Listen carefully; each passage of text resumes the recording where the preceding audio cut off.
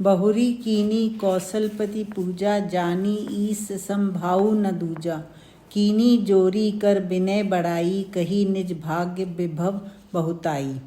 राजा जनक जी ने राजा दशरथ जी का बहुत तरह से आदर सत्कार किया। उनको साक्षात शिव जी मानकर उनकी पूजा की और कोई दूसरा भाव नहीं था। हाथ जोड़कर उनसे अनेक तरह की विनती की। लड़के के पिता से सबसे पहले यही विनती करते हैं कि अगर हमसे कोई भूल चूक हो गई तो हमें क्षमा कर दीजिए। जनक जी दशरथ जी से हाथ जोड़कर कह रहे हैं कि मुझ जैसा कोई सौभाग्यशाली नहीं है जो आप मुझे संबंधी के रूप में मिले और राम हमें दामाद के रूप में मिले। पूजे भूपति सकल बराती, समधि सम सादर सब भांति। आसन उचित दिए सब काहू, कहाँ काह मुख एक उछाऊ। जनक जी ने सब बरातियों को भी वही आदर दिया जो कि उनके संबंधी दशरथ जी को दिया। उनका वैसा ही आदर सत्कार किया और उन्हें उचित आसन दिया। तुलसीदास जी कहते हैं कि मेरे पास तो एक ही मुख है और जनक जी के अनेक गुण हैं, मैं उन्हें कैसे बताऊं, बहुत कठिन है। सकल बरात जनक सन्मानी, दान मान बिनती बरबानी। विधि हरि हरू दिसिपति दिन राऊ, जे जानही रघुपीर प्रभाऊ। जनक जी ने पूरी बारात का सम्मान किया, दान देकर, मान देकर, विनती करके हर प्रकार से सम्मान किया। ब्रह्मा जी, विष्णु जी, शिव जी, सूर्य भगवान सब ये सब देख रहे थे और देख देख कर नमस्कार कर रहे थे और मन ही मन उनको मालूम है कि ये श्री राम जी का ही प्रभाव है। कपट विप्र बर बेश बनाए, कौतुक देखई अति सचु पाए। पूजे जनक देव सम जाने, दिए सुआसन बिनु पहचाने। ब्रह्मा जी, विष्णु जी और शिव जी ने तो ब्राह्मणों का वेश धारण किया हुआ था। ये सब देखकर वो बहुत सुखी हो रहे थे और भगवान हरि का सब खेल देख रहे थे। जनक जी सब ब्राह्मणों की पूजा कर रहे थे तो इन तीनों की भी जब बारी आई तो वो भी पंक्ति में खड़े थे। बिना पहचाने उनका भी पूजन करके उनको आसन देते हैं। पहचान को कही जान सबही, अपान सुधी भोरी भई। आनंद कंदु बिलो की दुलही, उभय दिसी आनंदमयी। सुर लखे राम सुजान पूजे, मानसिक आसन दये। अवलोकि सीलु सुभाऊ, प्रभु को विबुध मन प्रमुदित भये। यहाँ किसी को भी अपनी सुध बुध नहीं थी तो कौन किसको पहचाने, सब इतने खोए हुए थे। दोनों मिथिलावासी और बाराती सबको जो आनंद देने वाले श्री राम जी थे उनको देख देख कर सब आनंदित हो रहे थे। श्री राम जी हैं जिनको हर बात का पता है। वो सब देवी देवताओं को देखते ही पहचान लिया उन्होंने और उन्होंने मन ही मन प्रणाम किया और मन ही मन में आसन दिया। सब ने देखा कि प्रभु मंडप में बैठे हैं, दूल्हे बने बैठे हैं और फिर भी हमें देख लिया और नमस्कार किए। ये उनका शील स्वभाव देखकर वे सभी बहुत आनंदित हो गए। रामचंद्र मुख चंद्र छवि, लोचन चारु चकोर। करत पान सादर सकल, प्रेमु प्रमोदु न थोर। वहाँ श्री राम जी चंद्रमा के समान हैं और उनको सब ऋषि मुनि बाराती चकोर जैसे बने निहारे जा रहे थे। ये करने पे उनको बहुत आनंद मिल रहा था। उनके प्रेम से जो आनंद उनको मिल रहा था उसका कोई और छोर ही नहीं था। समूह बिलोकी वशिष्ठ बुलाए, सादर सता नंदु सुनियाए। बेगी कुंवरी सब आनहु जाई, चले मुदित मुनि आयुषी पाई। वशिष्ठ जी ने जब देखा कि समय हो गया तब उन्होंने जनक जी के कुल गुरु शतानंद जी को बुलाया, कहा कि अब समय हो गया, आप जल्दी जाइए और सीता जी को लेकर आइए। आज्ञा पाकर मुनि जी खुशी खुशी सीता जी को लेने चले गए। रानी सुनी उपरोहित बानी, प्रमुदित सखिन समेत सयानी। विप्र बधू कुल वृंद बुलाए, करी कुल रीति सुमंगल गाए। उन्होंने जाकर सीता जी की माँ सुनैना जी से कहा कि वशिष्ठ जी ने बुलाया है। यह सुनकर रानी जी बहुत खुश हो गई। उन्होंने वहाँ ब्राह्मणों की स्त्रियों को और कुल की बड़ी बूढ़ी महिलाओं को बुलाया और सब ने मिलकर जो भी उस रीति के गीत होते हैं वो सब गाने लगी। जब मंडप की तरफ दुल्हन को ले जाया जाता है तो मांगलिक गीत गाए जाते हैं। नारी बेश जे सुरबर बामा, सकल सुभाय सुंदरी श्यामा। तिनहि देखी सुकु पावही नारी, बिनु पहचानी प्राणहु ते प्यारी। स्त्रियों का वेश धारण करके जो देवताओं की पत्नियां वहाँ थीं उनको देखकर जितने भी राजा के समाज की स्त्रियां थी, वो बहुत सुख पा रही थी। उनको कोई नहीं जानता था, पर फिर भी उनको देखकर उन्हें बहुत प्यार आ रहा था। बार बार सन्मान ही रानी, उमा रमा सारद समझानी, सिय संवारी समाजु बनाई, मुदित मंडपी चली लवाई।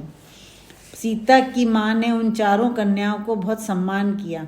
उनको वे पार्वती जी, लक्ष्मी जी, सरस्वती जी मानकर सम्मान कर रही थी। सीता जी को बहुत सजाकर, उनका श्रृंगार करके उनको मंडप की तरफ स्त्रियां ले जाने लगी। चली लाई सीतही सखी, सादर सजी सुमंगल भामिनी, नव सप्त साजे सुंदरी सब मत कुंजर गामिनी। कल गान सुनी मुनि ध्यान त्यागही, काम कोकिल लाजही, मंजीर नूपुर कलित कंकन, ताल गति बर बाजही। सब स्त्रियां सीता जी की सखियां उन्हें सजाकर मंडप की तरफ ले जा रही थी और उनकी चाल मस्त हथनियों के समान थी। वो भी सब बहुत सुंदर तरह से श्रृंगार करी हुई थी।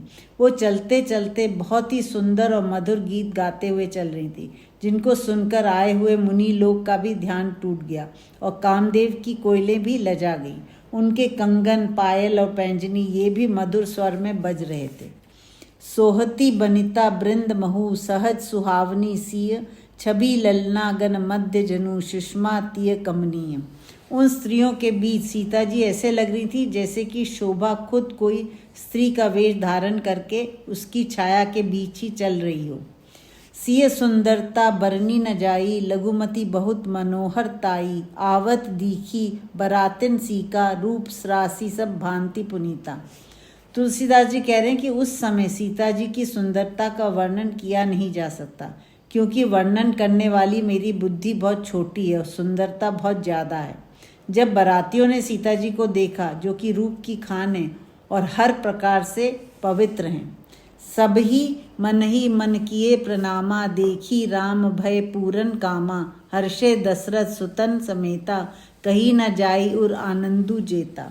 सबने सीता जी को मन ही मन प्रणाम किया। श्री राम जी ने जब सीता जी को देखा तो उनको संतोष हो गया, क्योंकि सीता जी उनकी पत्नी बनने जा रही थी और उनकी सब ही इच्छाएं पूरी हो गई थी, जो उन्होंने सीता जी को देखकर अपने गुरु विश्वामित्र जी से कही थी।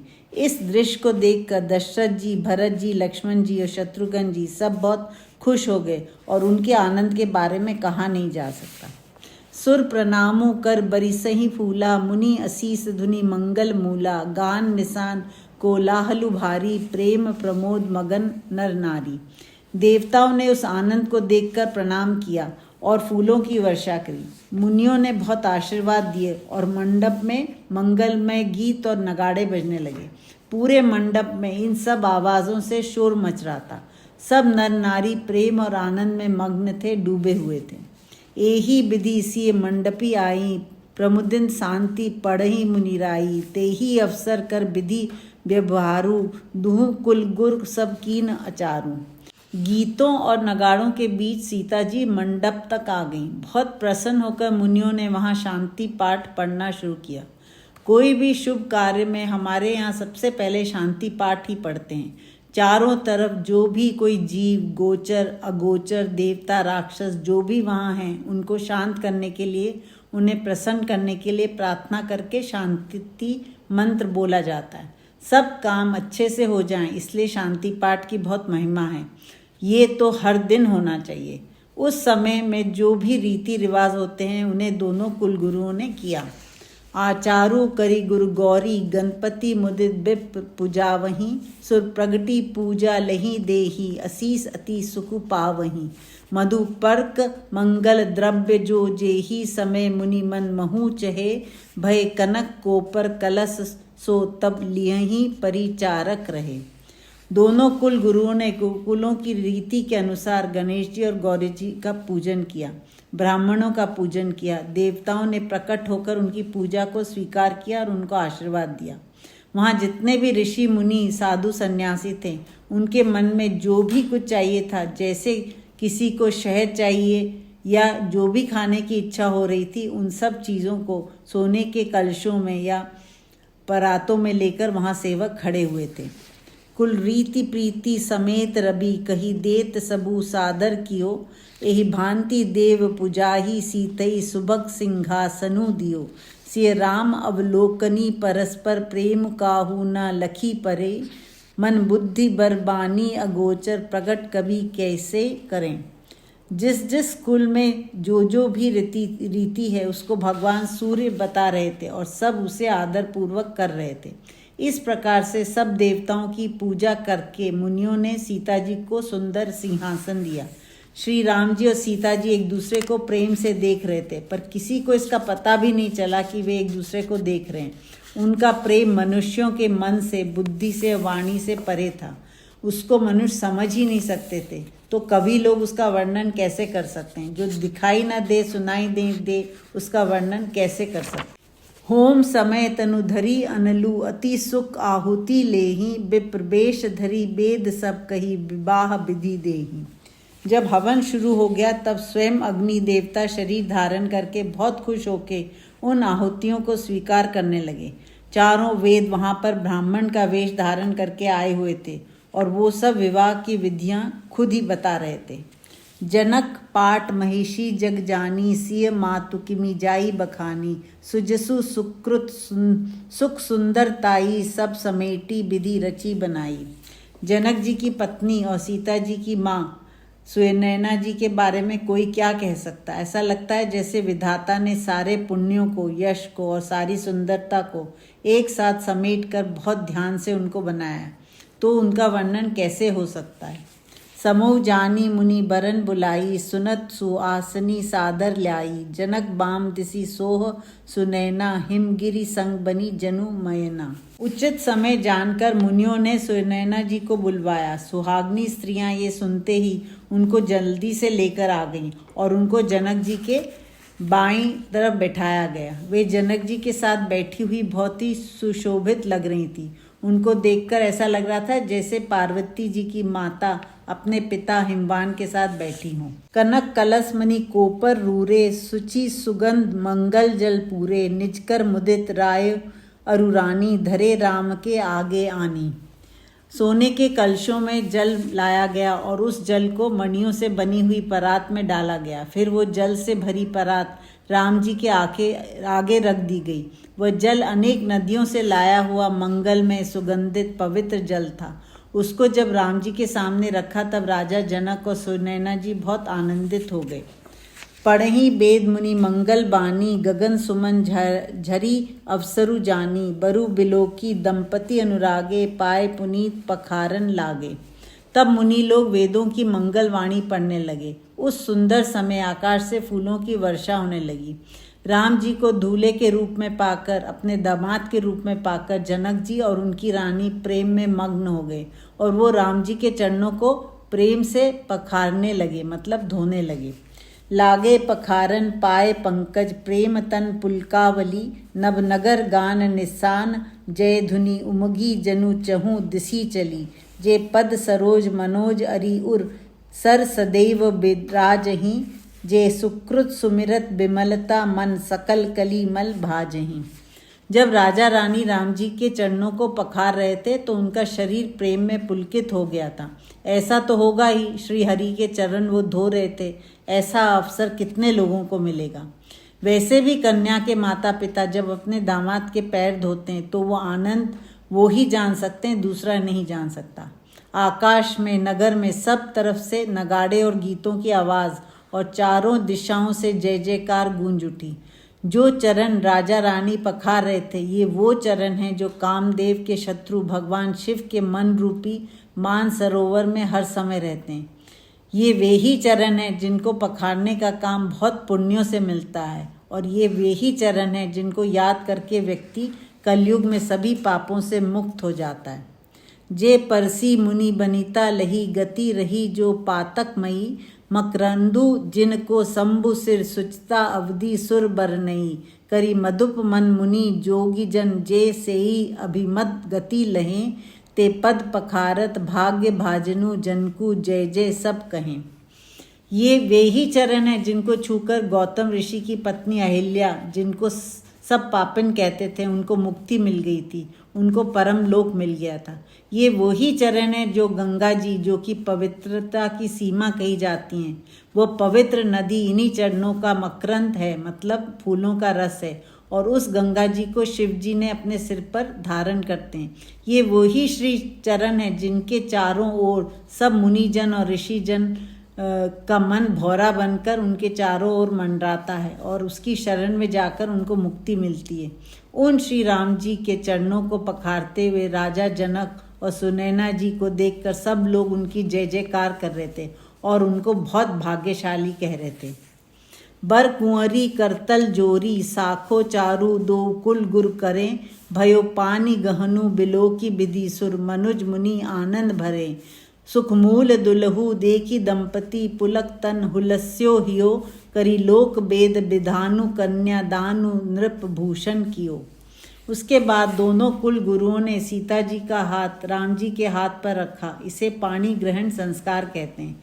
इस पाणी ग्रहण संस्कार को देखकर सब देवता, ब्राह्मण, मनुष्य और मुनि लोग बहुत आनंदित हो गए। सुख के जो आधार हैं राम जी और सीता जी, उस दंपति को देखकर राजा रानी का शरीर पुलकित हो गया और मन आनंदित हो गया। उसके बाद राजाओं के भूषण राजा जनक ने वेदों की रीति के अनुसार कन्यादान किया। हिमवंत जिमि गिरजा महेशही, हरिहि श्री सागर दई, तिमि जनक राम ही सिय समर्पी, विश्वकल कीर्ति नई। क्यों करे विनय विदेहु, कियो विदेहु मूर्ति सांवरी, करी होम विधिवत गांठी जोरी, होन लागी बांवरी। राजा हिमवान ने जैसे पार्वती जी को शिव जी को सौंप दिया था और सागर ने अपनी पुत्री लक्ष्मी जी को विष्णु जी को सौंप दिया था, उसी प्रकार से जनक जी ने सीता जी को राम जी को समर्पित कर दिया और संसार में एक नई कीर्ति का उदय हुआ। कन्यादान करने के बाद कन्या का पिता वर से हाथ जोड़कर विनती करता है कि मेरी पुत्री का आप ध्यान रखना। जनक जी का एक नाम विदेह भी है, मतलब जिनको अपने शरीर की भी सुध बुध नहीं है। यहाँ पर श्री राम जी को देखकर जनक जी सच में ही अपनी सुध बुध खो बैठे थे। तो कैसे वो विनती करे? जो विनती करता वो ही खो गया था। फिर विधि के अनुसार हवन करके उनकी गठ जोड़ी करी गई और फेरे लगने शुरू हुए। जय धुनि बंदी वेद धुनि, मंगल गान निशान, सुनी हर्षई बर्षई विबुध सुरतरु सुमन सुजान। वेदों की ध्वनि, मंगल ध्वनि, जय जय की ध्वनि, मंगल गान और नगाड़ों की ध्वनि से सब दिशाएं गूंज रही थी, जिनको सुनकर सारे देवता बहुत खुश हो गए। वे सब कल्प वृक्ष के फूल राम जी और सीता जी पर बरसाने लगे। कुंवर कुंवरी कल भांवरी देही, नयन लाभु सब सादर लेही, जाई न बरनी मनोहर जोरी, जो उपमा कछु कहो सो थोरी। वर और वधू के फेरे शुरू हो चुके थे। सब लोग फेरों को देखकर बहुत आनंदित हो रहे थे। उनकी आंखों को उन दोनों के दर्शन करके बहुत लाभ मिल रहा था, उनको तृप्ति मिल रही थी। ऐसी राम जी और सीता जी की मनोहर जोड़ी का वर्णन किया नहीं जा सकता।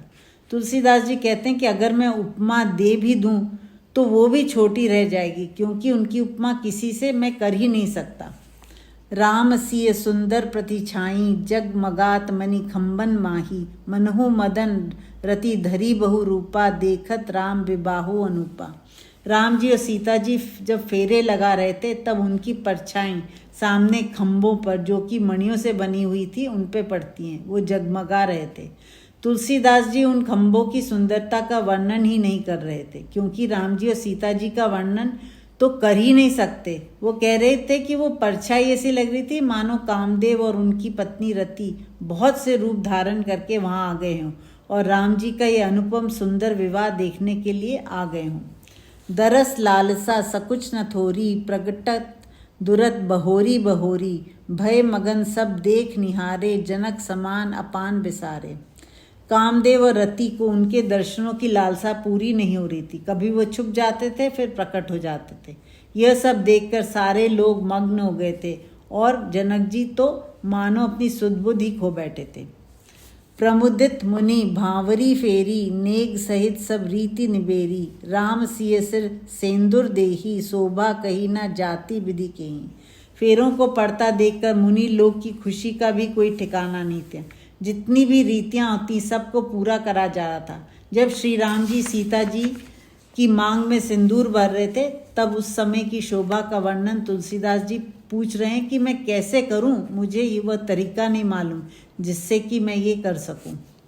अरुण पराग जलजू भरिनी के ससिही भूष अहि लोभ अमी के बहुरी बशिष्ठ दीनी अनुशासन बरु दुल्हनी बैठे एक आसन। यहाँ तुलसीदास जी ने बहुत विशेष बात की है। वो कहते हैं कि राम जी का एक हाथ जैसे कमल की नाल हो और सिंदूर जैसे लाल कमल हो। राम जी की जो सांवली भुजा जो सीता जी की तरफ बढ़ रही थी वो जैसे नाग हो, और नाग ने जैसे अपने मुंह में लाल कमल को जो सिंदूर से भरा हुआ है वो पकड़ रखा है और वो सीता जी के चंद्रमा जैसे मुख पर छोड़ रहा है। और इस प्रकार से राम जी ने सीता जी की मांग भरी। उसके बाद वशिष्ठ जी ने आज्ञा दी कि वर और वधू दोनों एक ही आसन पर बैठे बरासन रामु जानकी मुदित मन दशरथु भये तनु पुलक पुनि पुनि देखी अपने सुकृत सुर तरु फल नये बरी भुवन रहा उछाऊ राम विबाहु भा सब ही कहा के ही भांति बरनी सिरात रसना एक यहू मंगलू महा। श्री राम जी और सीता जी को एक ही आसन पर बैठा देखकर दशरथ जी का मन आनंदित हो गया। बार बार वो पुलकित होकर उन दोनों को देख रहे थे और उनको ऐसा लग रहा था जैसे उनके पुण्यों के कल्प वृक्ष में नए फल लग कर आए हैं। 14 भुवनों में यह उत्साह भर गया, आनंद भर गया कि राम जी और सीता जी का विवाह हो गया।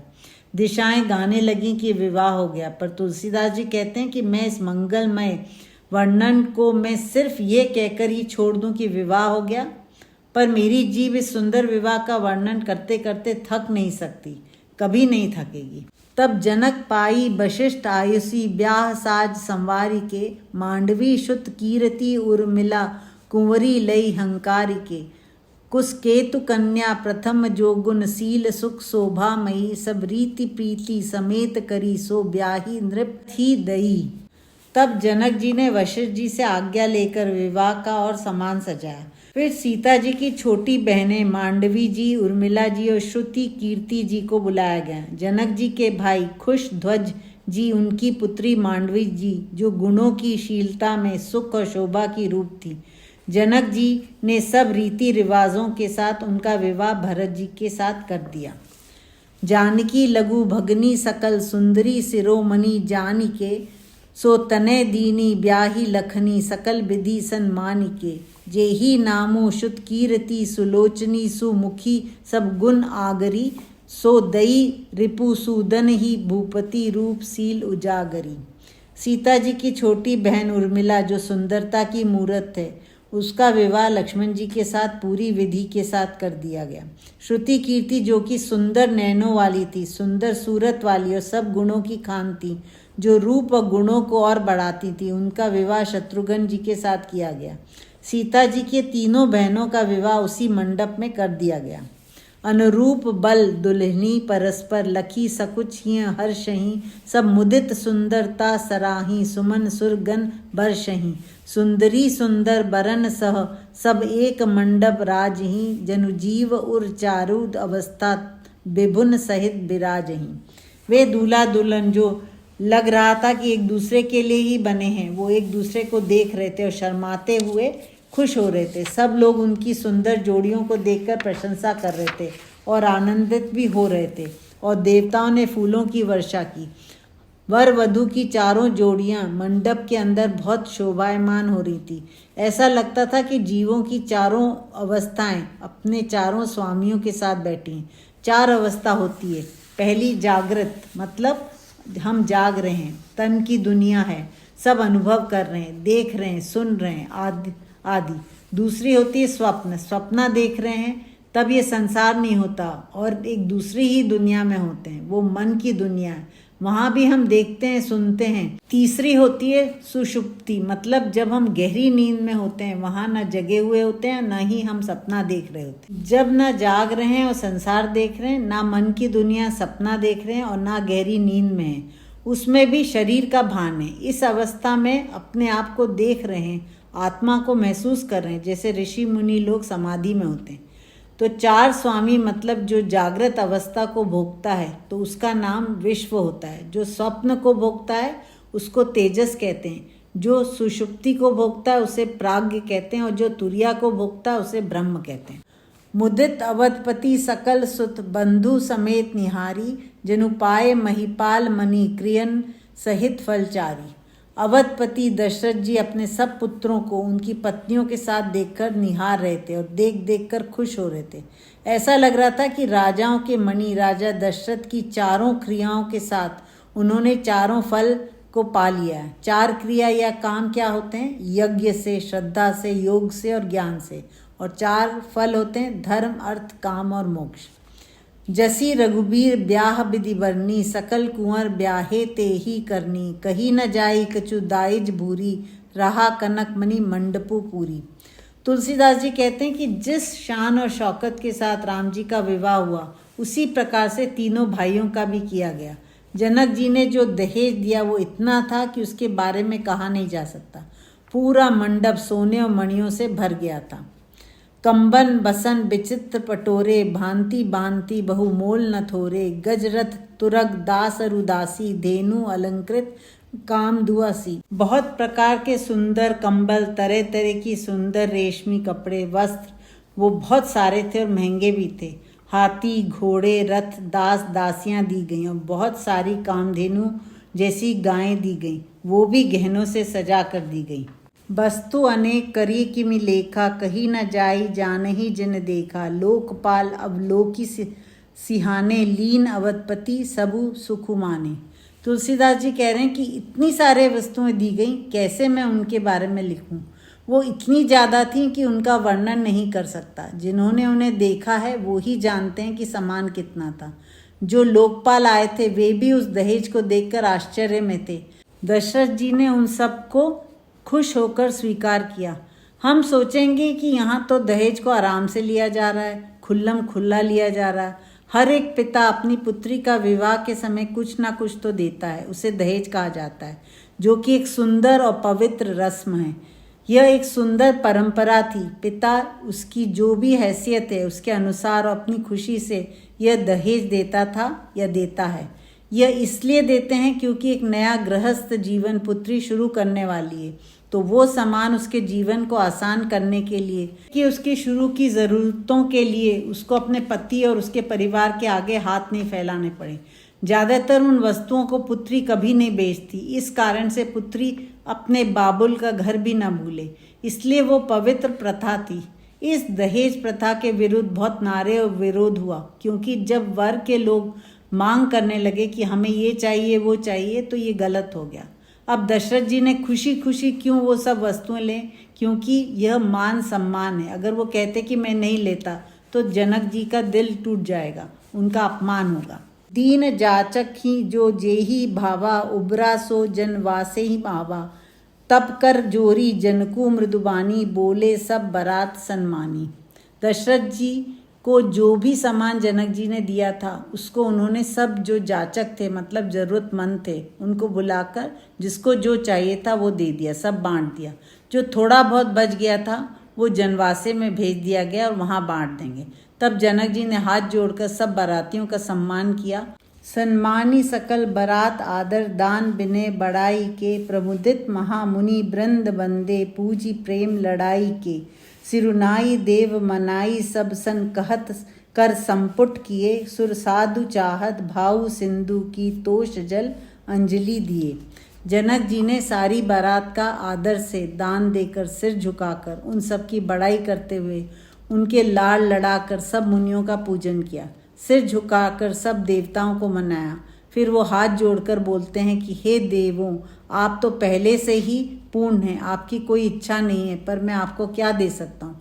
मैंने सबको कुछ ना कुछ तो दिया है, पर मैं आपको कुछ नहीं दे सकता, क्योंकि आपको तो सिर्फ भाव चाहिए, इसलिए मैं आपको भाव ही दे रहा हूँ। अगर मैं आपको कोई और वस्तु दूँ तो ऐसा होगा जैसे कि कोई सागर के पास जाकर एक अंजुलि भर जल दे और कहे कि ले सागर, मैंने तुझे जल दिया।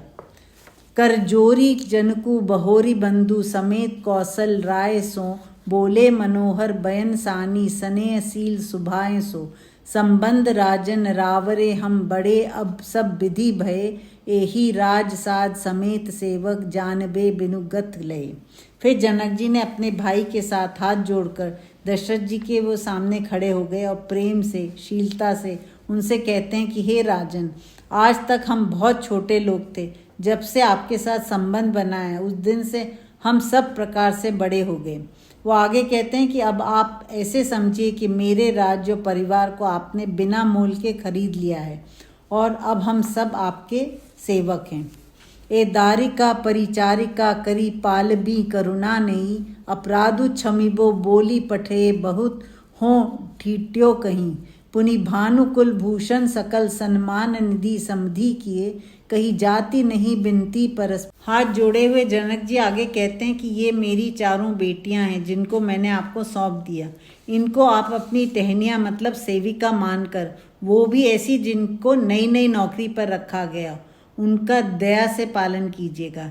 नई नौकरानी क्यों कह रहे हैं? क्योंकि उन पर गुस्सा नहीं करते, उसकी छोटी छोटी गलतियों को माफ़ कर देते हैं। आगे वो कहते हैं कि जो मैं आपसे ये कह रहा हूँ कि नई नौकरानी समझकर उन्हें क्षमा कर दीजिएगा, ये बहुत दुष्टता की बात है। आप तो खुद इतने दयावान हैं, मगर मैं क्या करूँ, कन्या का पिता हूँ, कहे बिना नहीं रह सकता, तो मेरी इस दुष्टता को भी माफ़ कर दीजिए। दशरथ जी जनक जी एक पिता की सारी दशा को सुनकर देख रहे थे। दशरथ जी जनक जी की ये विनम्रता को बहुत सम्मान देते हैं, आदर देते हैं, और इनका एक दूसरे के प्रति प्रेम के बारे में तो कहा ही नहीं जा सकता। वृंदारका गण सुमन बरिसही, राउ जनवा से ही चले, दुदुम्बी जय धुनि बेद धुनि, नभ नगर कौतूहल भले, सब सखी मंगल गान करत, मुनीस आयुषी पाई के, दुल्हा दुल्हनिया सहित सुंदरी चली, कोहबर लाई के। यह सब देखकर देवताओं ने फूलों की वर्षा करी और फिर राजा दशरथ जनवास से चले गए। नगाड़े बजने लगे, जय जय गान होने लगे, चारों तरफ वेद मंत्र बजने और गूंजने लगे। आकाश और नगर में कोलाहल छा गया, आनंद का शोर छा गया। सब सखियों ने मंगल गीत गाने शुरू कर दिए और फिर उन्होंने मुनियों से आज्ञा मांगी कि वे दूल्हा और दुल्हनिया को लेकर कोहबर में ले जाएं। कोहबर एक विशेष कमरा होता है जहाँ रंगों से कारीगरी करी जाती है। वहाँ पर वर और वधू को बहुत से खेल खिलाए जाते हैं, जैसे परात में पानी डालकर अंगूठी ढूंढना। वहाँ लोकगीत गाए जाते हैं।